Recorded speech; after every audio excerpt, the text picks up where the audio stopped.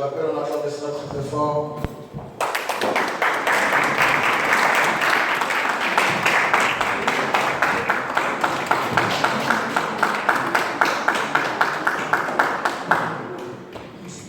Bonjour à tous. Seigneur, je te remercie ce temps. Je te prie vraiment de m'inspirer pour ce qui doit être dit dans cette partie. Le thème du jour sera Dieu de justice, Dieu d'amour. Très souvent, nous nous interrogeons sur la résistance de ceux à qui nous parlons, de ceux à qui nous essayons de porter la parole. Et dans la plupart des cas, la première chose que nous leur disons, c'est Dieu t'aime. Et c'est devenu le leitmotiv de la plupart de nos communications vis-à-vis des païens et à l'intérieur de l'Église. Est-ce que Dieu nous aime? Oui. Mais est-ce que c'est cet amour-là, celui qui est présenté, qui correspond à celui de la parole? Non. Si c'était le cas, les païens le verraient et ils sauraient.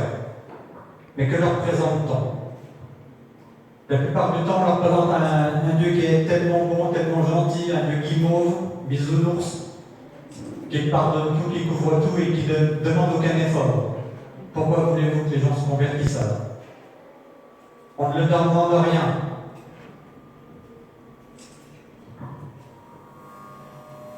Et par la suite, certains peut-être vont écouter et vont se dire, bon, je vais faire quand même un effort, je vais venir à l'église, peut-être que je vais me faire baptiser. Il reste ou il ne reste pas. Mais finalement, ils ne changent pas réellement leur vie. Pourquoi? Parce que dans beaucoup d'églises, y compris ici, les gens ne sont pas convertis, ne sont pas vivants devant Dieu. Mais pourquoi dans ces cas-là? Mais parce qu'on n'insiste que sur un des deux côtés, et pas de la bonne manière. Dieu n'est pas bon parce qu'il excuse tout. Non. Il n'excuse rien. Il pardonne. C'est autre chose. Et bien souvent, on a une vision de la parole où on coupe entre l'Ancien et le Nouveau Testament. Un Dieu de l'Ancien Testament qui serait dur, vindicatif, en quelque sorte. Un Dieu de justice. Un Dieu d'amour qui serait celui du Nouveau Testament. Pourtant, la parole nous dit qu'il est le même. Hier, aujourd'hui et demain. Le même éternellement. Alors pourquoi coupons-nous la vision de Dieu? Dieu est toujours le même. Si vous avez une autre vision, c'est que vous n'êtes pas ma parole. Pourquoi alors cette coupure? La parole nous dit elle-même que pas un iota n'est changé. Seules des considérations d'organisation du culte, certaines parties comme les ordres alimentaires sont modifiées. Et quand Jésus touche aux règles morales, il ne les descend pas, il les augmente. Ce n'est plus seulement le péché de chair qui est condamné, c'est simple le fait d'y penser. On n'est plus au même niveau.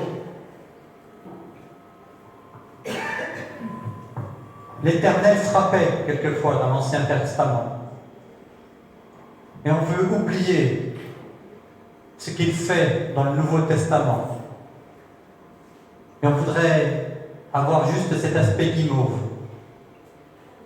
Pourtant, quand le Seigneur vient dans le temple avec le fouet pour chasser les marchands, c'est pas en douceur. Quand Jean le Baptiste commence son ministère, c'est pas en disant « Mes pauvres enfants, venez, et vous serez pardonnés, ces races de vipères, répandez-vous ». C'est pas tout à fait le même discours. Jésus, durant son ministère, va dire à propos de Jérusalem que c'est la ville qui tue les prophètes, et il va avertir les habitants. Ils n'ont pas écouté. Une quarantaine d'années plus tard, les troupes de Titus et du futur empereur Adrien vont détruire la ville, détruire le pays, 1 million de morts. C'est peut-être pas tout à fait l'évangile de Bisounours. Alors venons-en maintenant sur certains aspects qui sont souvent mis de côté. Par exemple, Romains 11, 22. Considère donc la bonté et la sévérité de Dieu envers ceux qui sont tombés, et bonté de Dieu envers toi si tu demeures ferme dans cette bonté. Autrement, tu seras aussi retranché. On voudrait croire quelquefois qu'une fois qu'on a donné quelques paroles, accepté Jésus dans son cœur, quelques blablas de ce style, qui ne sont pas ceux de l'église des démarrages, on serait sauvé définitivement. Pourtant, la parole nous dit dans l'Apocalypse qu'on peut être retranché. Elle nous dit aussi que les apôtres, y compris Judas, ont eu leur nom dans le livre de vie. Croyez-vous qu'il y soit toujours? Si vous n'êtes pas fidèle jusqu'au bout, vous serez retranché de la même manière. La parole, elle ne change pas. Amen. Parfois, on pourrait dire que ceux qui sont dans les églises parce qu'ils louent, parce qu'ils prononcent le nom de Dieu, sont vraiment sauvés. Pourtant, si on lit par exemple Matthieu 7, 21, la parole nous dit que ce ne sont pas ceux qui prononcent ces paroles qui seront sauvés. Ce ne sont pas eux qui font le plaisir de Dieu. Ce sont ceux qui lui obéissent. Ceux qui m'aiment m'obéissent. C'est aussi un autre verset. Et qui obéissent jusqu'au bout. Quelquefois, pour un chrétien, ce sera être fidèle jusqu'au sang, jusqu'à la mort.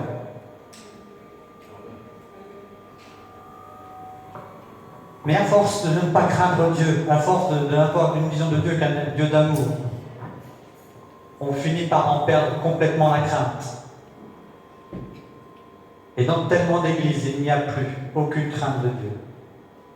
On ne respecte plus la parole, on ne respecte plus les commandements. On ne peut même plus reprendre quelqu'un. Si le Saint-Esprit se révèle à une personne pour lui dire « là tu as péché » ou « là tu vas pécher », combien écoute? Et le Saint-Esprit est gentleman. Si on ne l'écoute pas un certain nombre de fois, il finira par se taire. Et certains pensent que parce qu'il ne dit rien, il approuve. Et c'est simplement parce que vous avez fermé vos cœurs. Il n'y a pire sourd que celui qui ne veut pas entendre. Quelquefois, le Seigneur va se servir des frères et des sœurs. Parce qu'ils ont vu, parce qu'ils ont entendu, parce que le Seigneur a révélé un certain nombre de choses. Mais si on reprend les gens, ils vont dire « mais tu manques d'amour ». Le Seigneur lui-même a dit « race de vipères » à ceux qui n'écoutaient pas. Mais dans beaucoup d'églises, on le lyncherait maintenant. Y a-t-il des chrétiens dans les églises? Si peu. Si peu. Et si vous reprenez une personne, elle va se mettre en colère, très souvent. Même prise la main dans le sac, faire comme les enfants. La main dans le pot de confiture, la bouche barbouillée, et ils disent c'est pas moi. Ou tu n'as pas à me juger. C'est pas tout à fait ça. Quand le Seigneur avertit, quand il reprend, ce n'est pas pour condamner, c'est pour vous relever. C'est pour vous sortir de l'endroit où vous êtes plongé.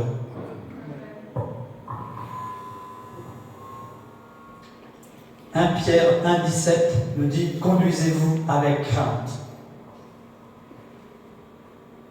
Et je connais bien des serviteurs qui ont pu passer dans des églises et qui se sont perçus, parce qu'ils en ont reçu la vision,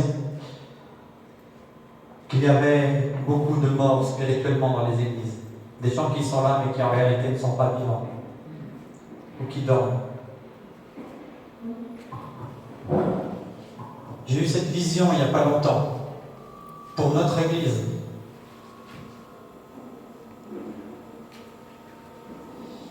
Mais le Seigneur m'a dit ceci, et je vous le donne tel que je l'ai reçu. Réveille-toi, ma belle. Réveille-toi, ma belle endormie, car je t'attends. J'ai fixé un rendez-vous, un nouveau temps. Ne le connaîtras-tu pas?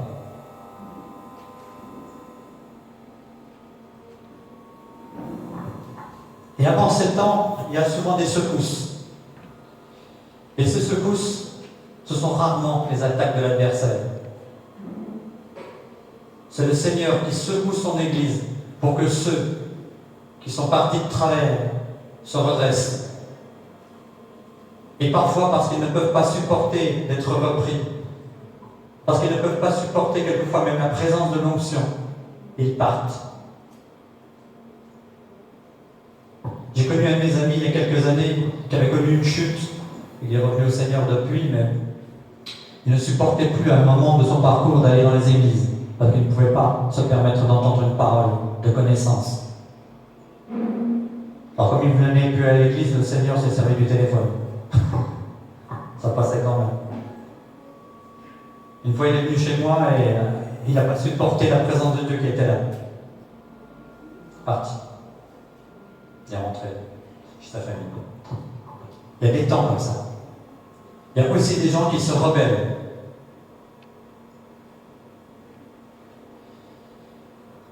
Et cela montre qu'il y a des personnes qui ne respectent pas l'onction. Mais toujours, quand quelqu'un ne respecte pas l'homme qui est placé sur une communauté, que ce soit un visiteur, pasteur, apôtre, prophète, que ce soit les responsables d'une église, que ce soit le ou les pasteurs selon les organisations, c'est toujours contre Dieu qu'ils se rebellent. Ils peuvent croire qu'ils veulent faire un certain nombre de choses pour le Seigneur, mais en finalité, c'est seulement pour eux-mêmes. Je connais tes plans, je connais tes conciliabules, tes rendez-vous, mais je ne suis pas au milieu de tes plans. Je ne suis pas au milieu de tes visions. Repens-toi. Tu veux prendre la place, tu veux ton royaume. Et je n'y suis pas. Tu veux des places, mais tu ne veux pas la souffrance du service. Tu veux l'honneur, mais tu ne veux pas la douleur qui va avec. Alléluia. Tu veux apporter tes propres façons de faire, mais c'est le feu étranger des fils d'Aaron. Et comme j'ai traité les fils d'Aaron, je te traiterai. Il y a des Corées dans les églises. Et le Seigneur m'a montré que nous étions endormis, effectivement, pour beaucoup. Et il m'a montré aussi que nous allions nous réveiller. Pas tous, malheureusement. En ces temps de secousse, il y a des gens qui vont venir. Et certains vont résister et ne viendront pas dans ce qui vient d'arriver. Pourtant, il y a un nouveau temps qui va venir dans cette église. Je ne sais pas ce que ce sera, mais le Seigneur a insisté pour ces dernières semaines pour me dire qu'un temps nouveau allait venir sur 2016-2017. Alléluia. Et nous allons sortir de notre torpeur en quelque sorte. Mais nous devons nous repentir et travailler sur nos faiblesses, individuelles ou collectives. Le Seigneur insistait sur deux aspects. Le premier était la rébellion. Derrière la rébellion, il y a ce qu'on fait les fils d'Aaron, mais c'est aussi Corée. Rappelez-vous ce qui est arrivé à la fin. Le Seigneur a ouvert la terre et les a engloutis. Quand bien même il y aurait une raison conforme à la parole, ce qui est extrêmement rare, d'élever la voix. Quand Dieu a désigné quelqu'un, quand il a oint quelqu'un, on ne l'attaque pas. David, qui était appelé à être roi, n'a pas attaqué Saül, dont l'autorité avait pourtant été détruite. Alléluia. Il a laissé les ennemis d'Israël faire le travail, in fine. Pourtant, il y a des gens qui veulent tailler leur propre royaume. Je les avertis parce que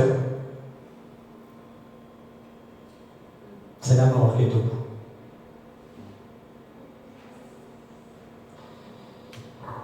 Mais le plus grave, c'était même pas ça, dans ce que le Seigneur m'a montré. Au départ, je n'ai pas compris, mais en fait, les deux étaient liés. mais c'était encore plus large. Ce qui reprochait le plus, c'est ce que l'on trouve dans Acte 5. L'épisode d'Ananias et Saphira. Ananias et Saphira, contrairement à ce que beaucoup imaginent, ce n'est pas une question d'argent. Pierre dira lui-même, vous pouviez vendre ce bien et en garder la somme. Ce n'est pas le fait qu'ils aient gardé la somme qui était importante, c'est le fait qu'ils aient fait croire qu'ils avaient tout donné. C'est le mensonge qui était important. Et le mensonge amène plusieurs choses. D'abord, ce mensonge était fait devant un homme loin. Ça veut dire qu'il était fait devant le Seigneur. Et Pierre dira, ce n'est pas à un homme que tu as menti, c'est au Saint-Esprit. Et il a englouti, les deux personnes, elles sont mortes. Parce que c'était l'église du démarrage, il ne pouvait pas permettre que dès le début, il y ait un mensonge. Que l'on commence à construire l'église là-dessus.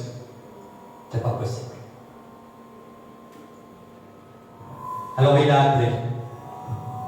Il a laissé la chance parce que quand il reprend, il laisse la possibilité. Il pose une question, il connaît la réponse.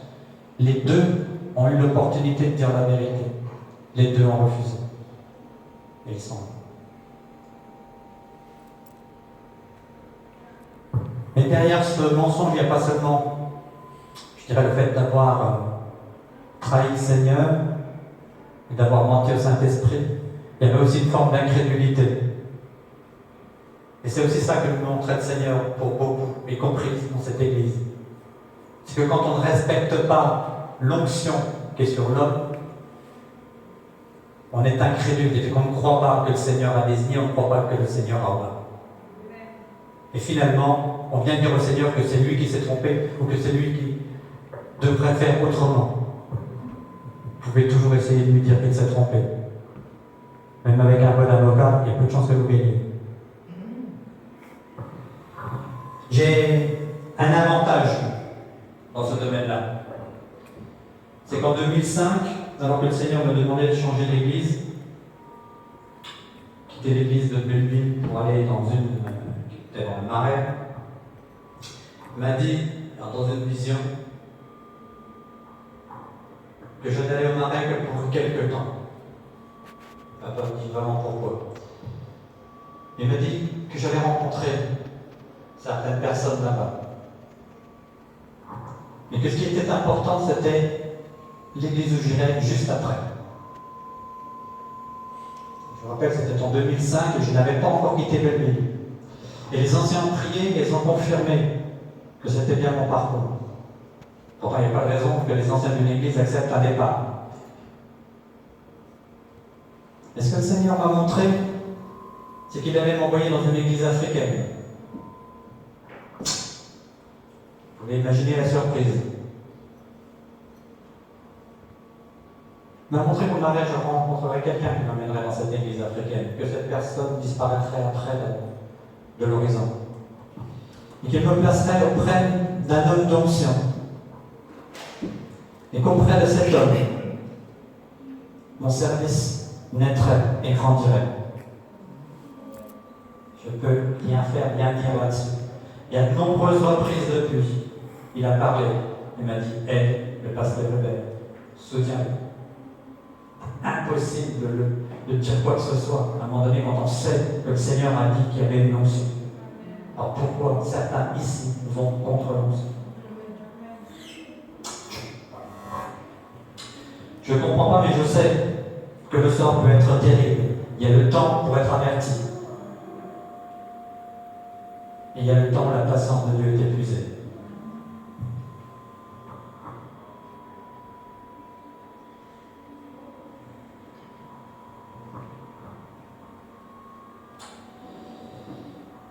Souvent, on peut être amené à une situation de péché par manque de connaissance, de compréhension, parce que la conversion est insuffisante.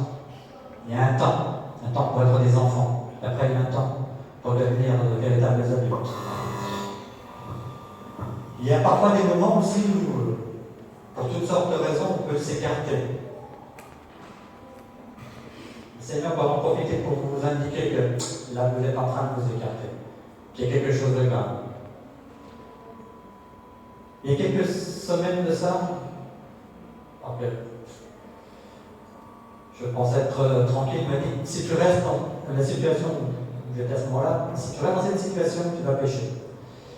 Comme c'était la première fois qu'il me parlait de cette manière-là, je n'ai pas cru à son avertissement. Et pour être franc, je n'avais même pas envie.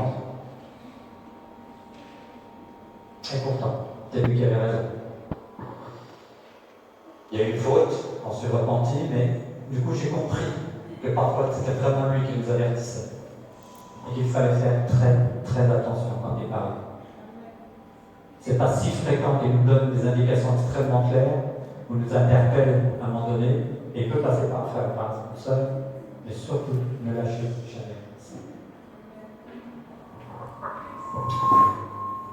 Il y a un troisième domaine, en quelque sorte. Le Seigneur m'a montré qu'il y avait une faiblesse dans cette communauté.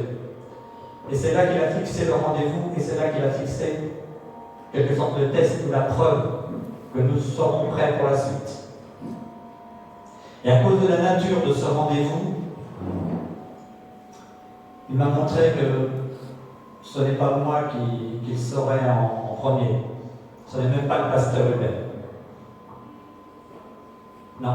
La première personne qui saura que l'on a évolué, qu'on est prêt, il me l'a montré, c'est une sœur.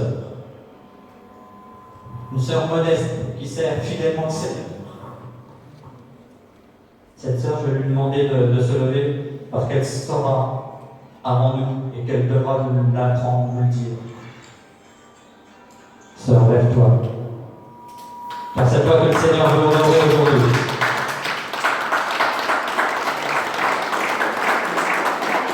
Car naturellement, ce test, c'est celui-ci.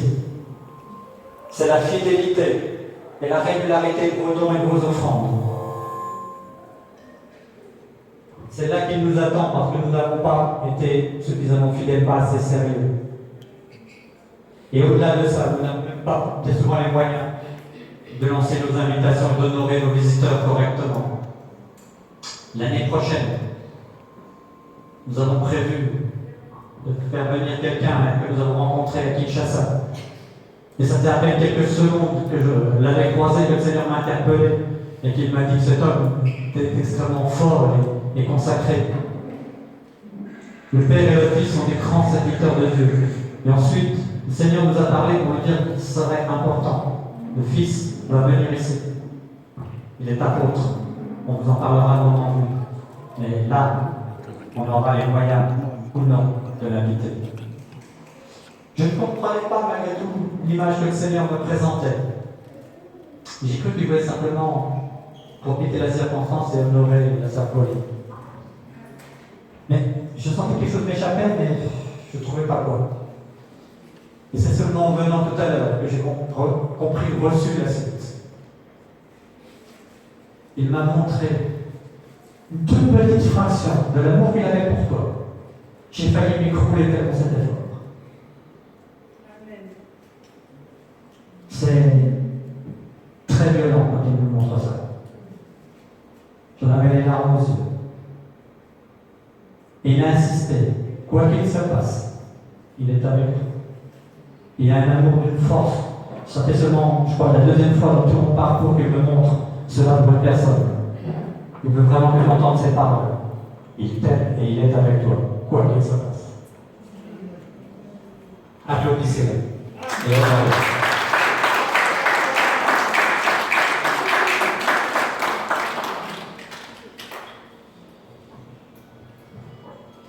La lettre aux Hébreux nous donne un certain nombre d'avertissements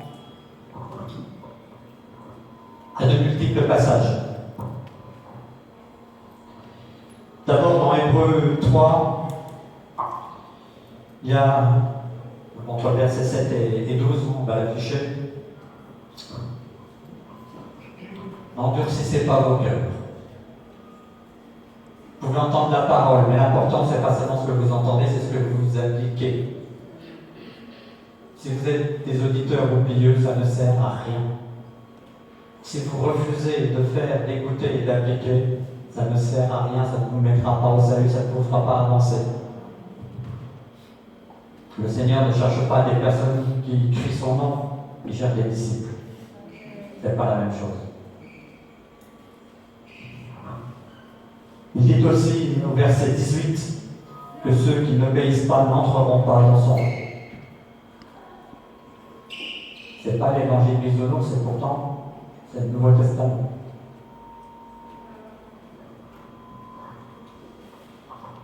Dans un autre verset, il dit comment échapperons-nous si nous n'écoutons pas.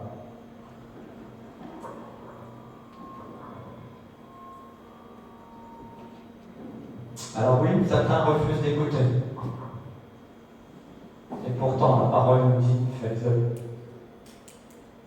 On a notamment le verset dans Ézéchiel 3:21, il me semble. Celui qui reprendra quelqu'un et que cette personne puisse écouter, cette personne vivra. Et cela couvrira une multitude de péchés. Mais, si vous n'écoutez pas, connaissez.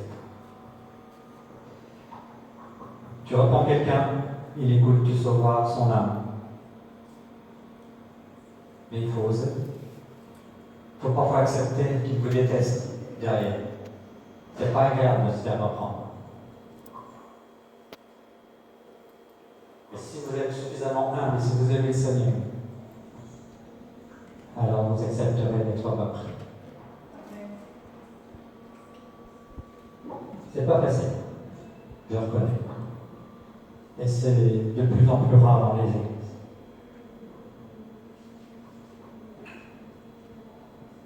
Parce qu'il faut aussi de la foi et de la persévérance pour aller jusqu'au bout de l'histoire et accéder au ciel. Toujours les textes d'Hébreux. Hébreux 6:12, par exemple, pour ce qui est d'hériter des promesses. C'est pas une fois pour toutes. C'est dans la foi et la persévérance. Certains finalement se convertissent mais se retrouvent dans la situation que l'on a dans la parabole du semeur. Ils reçoivent, ok, c'est gentil. Et après, la liste continue et ils oublient. Et dans beaucoup d'églises, on leur dit, vous êtes sauvés de toute façon, il faut qu'il se passe. Pas grave. Si. On s'étonne quelquefois que dans les églises, on manque de puissance, qu'il y ait peu de signes, peu de prodiges. Mais il y a d'abord peu d'obéissance, peu de consécration et peu de respect, à commencer par celle de l'onction.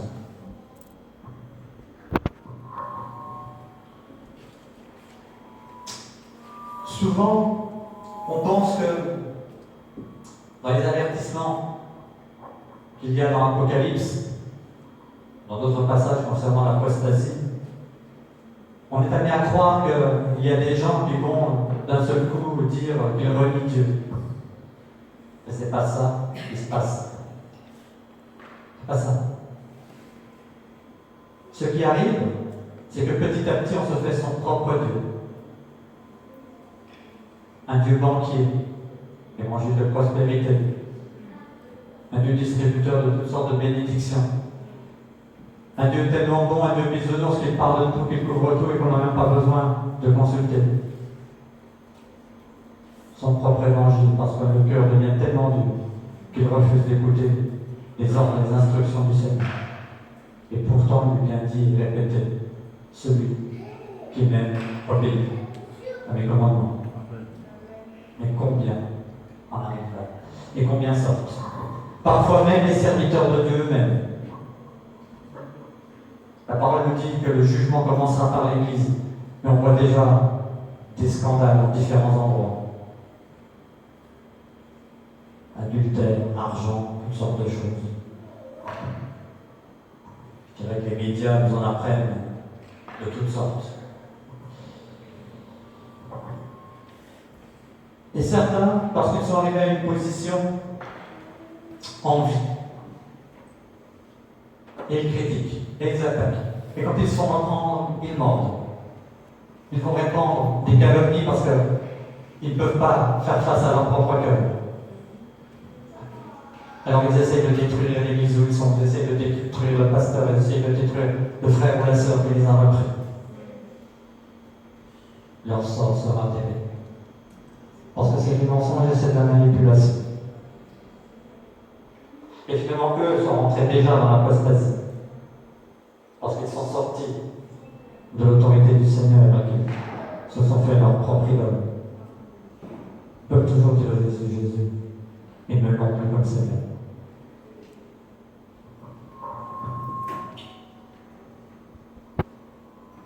Et finalement, parce qu'ils connaissent, parce qu'ils ont connu, parfois, parce qu'ils ont reçu un certain nombre d'instructions du Seigneur,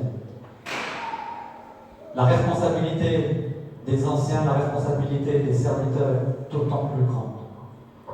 Leur récompense sera plus forte que pour les autres quand ils obéissent.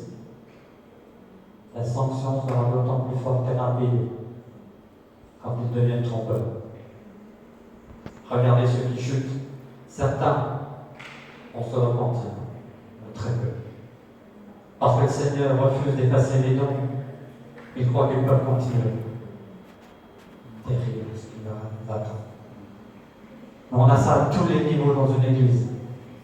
Parce que certains n'ont pas la place qu'ils espèrent ou qu'ils voudraient, se comportent extrêmement mal, même arriver à un poste de responsable. Leur responsabilité est plus forte parce qu'ils ont su, parce qu'ils ont connu. Mais il y a bien longtemps pour certains qui n'écoutent plus le Seigneur.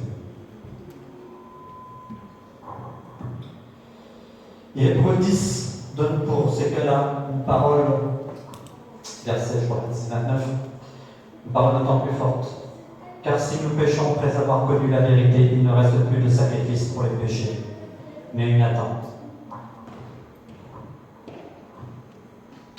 Hébreux 10, je crois, verset 2 à 6 ou 9. C'est dans le. Je l'ai mis 10.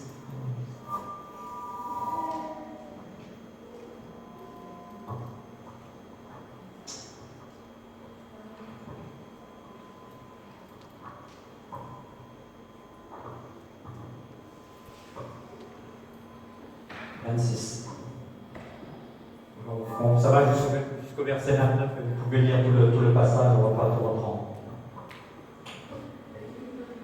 La parole aussi, c'est dans Hébreux 12 cette fois-ci, dit ne méprise pas le châtiment. Certains peuvent être frappés. Parfois, c'est une attaque de l'adversaire, mais parfois, c'est le Seigneur qui essaie de reprendre la personne. Écoute-t-elle. Si elle écoute, elle sera sauvée, elle sortira de son épreuve. Si elle refuse, la situation ira jusqu'au châtiment. Elle peut y perdre son salut. Ne méprise pas le châtiment. Le Seigneur châtie ceux qu'il aime. Il ne va pas se préoccuper des autres. Parfois, pour faire un exemple, il dit que les personnes qui vont être frappées ne sont pas plus responsables que les autres. Par exemple, ceux sur lesquels est tombé la tour de Siloé. Alors faites attention. Jacques 1, verset 22 nous dit mettez en pratique, comme j'ai dit tout à l'heure, soyez saints. Alors Dieu d'amour, oui. On a aussi cela, pas seulement la justice. Jean 3,16, tout le monde le connaît. Dieu a tant aimé le monde. Il a donné son Fils unique pour sauver le monde.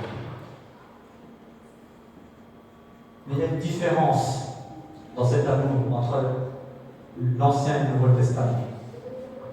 Il y a le sang de Jésus qui couvre, qui efface définitivement le péché. Avant, il fallait faire un sacrifice tous les ans. Et pour certaines actions, recommencer. Sacrifier des bœufs, des tourterelles et tout ce que l'on veut. Maintenant, un sacrifice unique, parfait, qui efface tout. Ce n'est certainement pas une licence pour faire n'importe quoi, comme certains pourraient le croire. Mais il y a plus dans l'amour de Dieu. Pas seulement le fait de pardonner. C'est qu'il nous donne le moyen d'échapper au péché, en brisant son autorité sur notre vie. Et pour cela, il faut avoir compris qu'on avait besoin de salut, qu'on avait besoin de repentance. Passer par l'étape du baptême aussi. Et il nous donne son esprit. C'est lui qui nous avertit, comme je l'ai dit tout à l'heure, comme que personnellement je l'ai vécu. C'est lui qui nous amène à nous repentir, qui nous convainc de péché, qui nous alerte.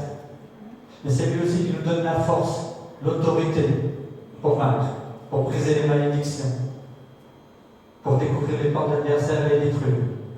C'est lui qui nous donne une force, une foi qui nous permet de passer au-dessus de l'épreuve. Ça n'existait pas avant. C'est cela, l'amour de Dieu. Il pardonne, mais il donne aussi le moyen d'échapper à la suite. Ce n'est pas simplement d'effacer. Il donne cette capacité à échapper, à prendre une toute autre autorité. Ce ne serait pas parfait du jour au lendemain. Mais si quelqu'un me prétend, je lui demanderai sur ses auréoles parce que je pense qu'il est déjà parti là-haut. Mais c'est un parcours. Ne vous moquez pas de ceux que le Seigneur peut ponctuellement frapper. Ne vous moquez pas de ceux qui, à un instant, vont connaître la chute. Ce n'est pas ce qui se passe à un instant donné qui est important, mais comment nous finissons le parcours, comment nous finissons la course. Ne jugez pas forcément les cœurs, regardez les actes. Vous pouvez juger les actes. Le Seigneur lui connaît la suite. Et il sait si la personne va se repentir ou non. Alors soutenez ceux qui tombent, soutenez ceux qui sont dans l'épreuve. C'est pas ce qui peut se passer derrière. Vous ne connaissez pas l'histoire. Il y a des apôtres, des prophètes, des pasteurs qui ont connu une vie horrible avant de se convertir. Certains étaient même meurtriers. Et la Bible nous en donne un exemple. Saül lui-même était meurtrier avant de devenir un apôtre Paul. David l'a été. Lui a accepté d'être repris par Nathan. L'accepterez-vous si un Nathan vient dans votre vie? Et c'est parce qu'il y a aussi ces paroles de révélation que l'on voit, qu'on parle de cet amour de Dieu. C'est pas pour vous condamner. C'est pas pour vous exposer devant les autres. Si vous êtes repris, c'est l'amour de Dieu qui vient vous dire, reviens sur le bon voie.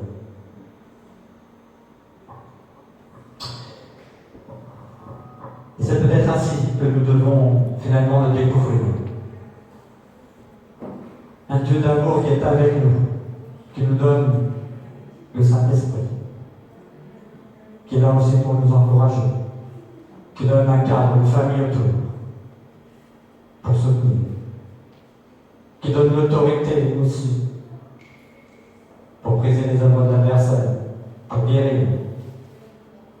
C'est cela aussi son amour. Même si la maladie, par exemple, est venue à la suite d'un péché, quand il y a un pardon, quand il y a une repentance, prier, et dans l'autorité, la guérison connue. C'est ça son amour. C'est pas de dire ce que la personne a fait n'est pas grave.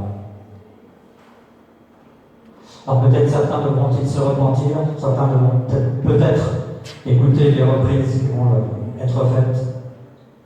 Et j'insiste en particulier sur deux choses que j'ai dit tout à l'heure. La rébellion et le mensonge. Cela, le Seigneur en a vraiment horreur. Et si je le dis, c'est parce qu'il m'a aussi montré dans certaines images que quelqu'un, pas dit qui, mais il m'a montré qu'il fallait que je le donne de cette manière-là. Une certaine personne, peut-être plusieurs, perdra son appel, va être en situation de perdre son appel, perdre les dents, parce qu'elle est rentrée dans un chemin de mensonge. Un chemin qui est celui de l'apostasie, c'est-à-dire je m'écarte petit à petit, petit à petit, petit à petit. Et si doucement que la personne ne s'en aperçoit pas. C'est un appel. C'est aussi pour la rébellion. Je l'ai dit tout à l'heure. Le sort de Corée ou des fils d'Aaron, ça a été l'amour. Le sort d'Ananias et Saphira, même chose. Si le Seigneur donne cet avertissement de cette manière-là, c'est qu'il y a un jugement qui s'apprête à tomber pour au moins une personne. C'est terrible. Mais si la personne écoute, si elle dit la vérité, si elle se repent, tout est effacé.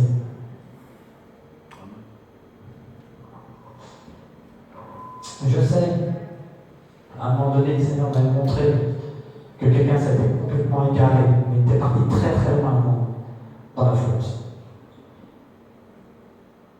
Un jour, j'étais dans une réunion avec plusieurs personnes en face, j'avais la tête baissée.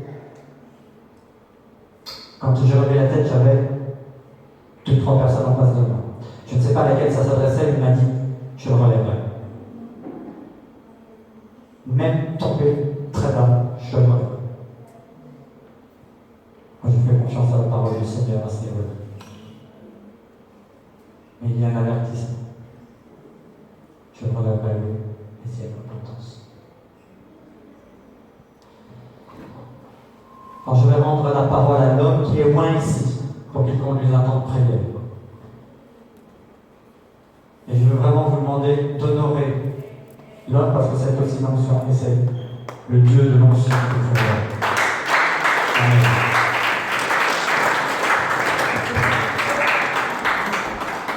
Amen. Alors, je respecte beaucoup le don que le Seigneur a donné avec. Amen.